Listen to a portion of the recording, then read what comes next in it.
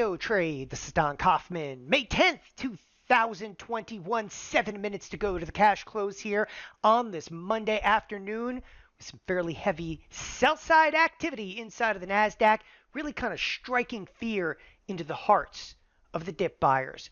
Right off the bat, of course, the Nasdaq down about 340 handles. But I also want to clarify that that is not even a statistically significant move.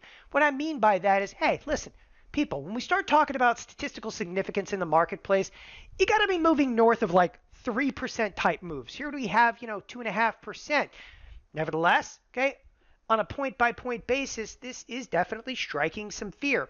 And you can see more selling likely into today's cash close. But again, three absolutely critical points to be made out of today's marketplace. Number one that I want to go into, sure, we can pull up charts in the Nasdaq pretty much to a blue in the face. Listen, the sell side activity, all right, it started Microsoft, it started what? Apple, Facebook, obviously Amazon taking a hit, Tesla taking a hit. I think people get it. It started with predominantly what we term the monsters of tech. A little bit of Tesla obviously involved in that, but the sell side activity began to proliferate. One of the first things that I want to mention on this particular front, and that I think is a critical aspect over here, is unquestionably the advanced decline line. Okay. Now, how many times have we looked at this? And again, I'm literally freezing the screen with 5 minutes to go to the close, but how many times have we looked at like the S&P 100 advanced decline line, especially in recent weeks? And we've seen just this, 50-50 advanced decline line. Throughout the course of today's trading session, okay, even with the Nasdaq down approximately, 250, even 300 points at one point, you have to recognize the advanced decline line was actually 75 up, 25 down, okay? Why am I pointing this out? You have to realize, okay, what the marketplace is capable of at any given point in time, especially if you're trading on an intraday basis.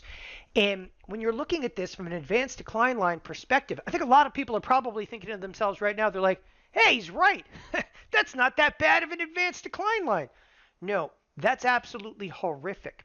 The way that you look at this, okay, there is no correlation coefficient in here. We're pure, 50-50, whatever, right?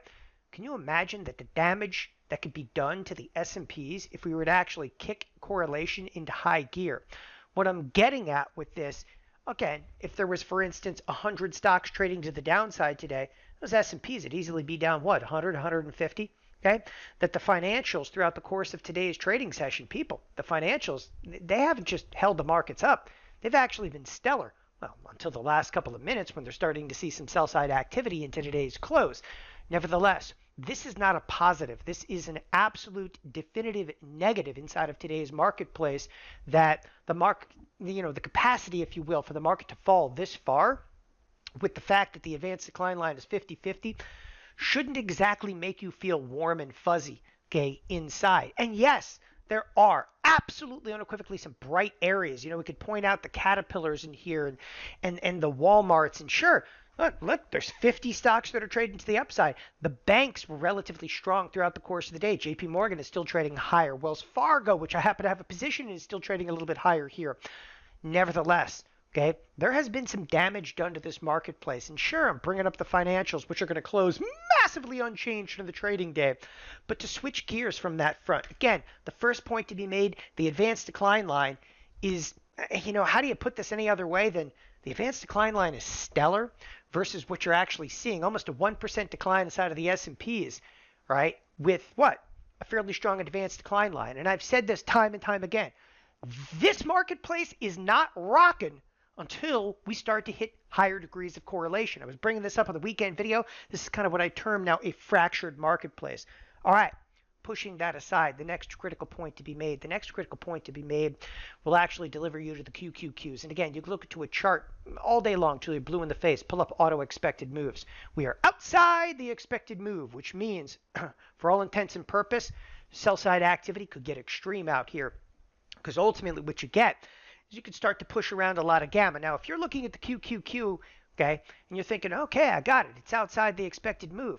Yeah, but look at some of the other products. Apple, literally on the edge of the expected move. What else had sell-side activity today? Facebook, way outside the expected move for the week. So what this is in effect going to do, it's actually going to drive, all right, the gamma squeeze to the downside. From this point, you're going to get continuation of some sell side activity, or at least the attempt inside of a Facebook. Take a look at Amazon, just destroying, okay, the expected move to the downside today. Even products like Google, which we bring this up so infrequently over here, hitting the lower edge of the expected move. Tesla outside of it. Absolutely unequivocally. Could we see bounces in this marketplace? Sure. But right now, okay, that gamma and that hedging activity is going to be pushing us and actually promoting selling into more sell side activity. Speaking of sell side activity, coming into the cash close here, things are getting just downright hideous inside of this marketplace, watching a couple of positions here at the exact same time. Okay, so we talked a little bit about, well, a relatively strong advanced decline line in what is an utterly weak marketplace. Number two, the fact that we actually have cracked outside of expected moves in many major Nasdaq products. Okay, and number three, and to me this is one of the more insightful ones, if we bring up the SPX and we discuss expected move. Now, for those of you that are in the know on expected move, you would know that the expected move of this product, of course, this is the SPX, the mother of all products. It's about $61 higher or $61 lower. That's the expected move for this week. Now, that expected move is based on Friday's close. You're like, okay, so what? We're not home just yet. And you're right. And this is the single most pivotal product. Until I'm going to tell you right now, until we're out here, okay, you can start getting to that like 4130 handle. Until we get down there inside of the S&Ps, and I'm not getting warmed up for the sell side activity, okay? But there is one aspect in here that really, really resonated with me, and that's this. The expected move that we kind of delineate, there's the closing bell. The expected move that we delineate on a weekly basis, the one that comes out on Friday night, okay, was $61. But take a look at it now.